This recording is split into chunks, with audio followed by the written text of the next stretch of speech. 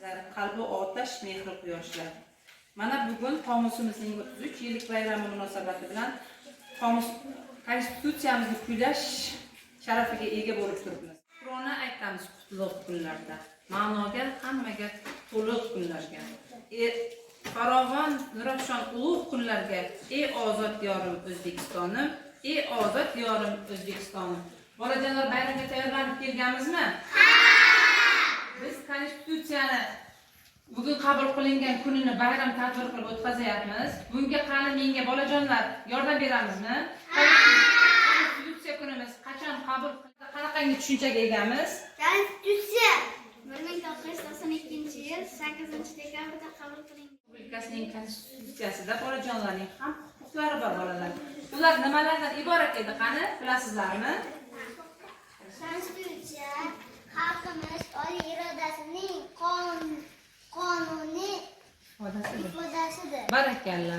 O'zbekiston fuqarosidir. Va oynashga, dam olishga, sabirga, davolanishga, himoyaga bu huquqlarga ega. Yaxshilar tufayli ozod diyorim, ozodlik tufayli obod diyorim.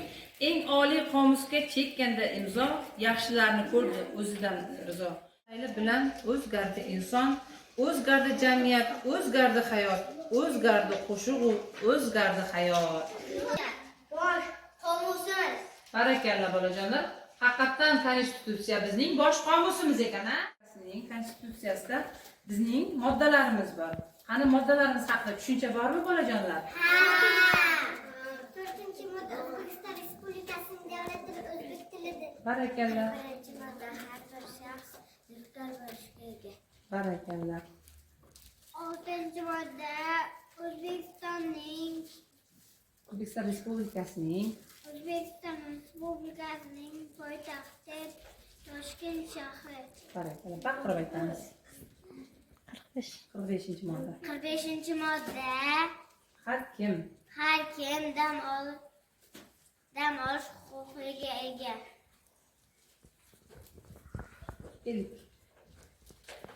Madina 50-moddami qanchalikka qani? 50-modda har kim ta'lim olish huquqiga ega. Barakalla. 58-modda xotin qizlar va erkaklar teng huquqlidir. Rahmat. 105. 105-modda O'zbekiston Respublikasining Prezidenti davlat boshlig'idir. Barakalla. 59-modda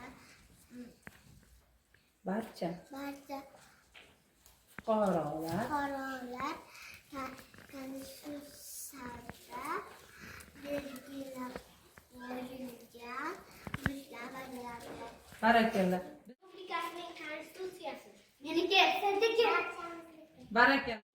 Konstitutsiya Meniki, sizniki. barchamizniki.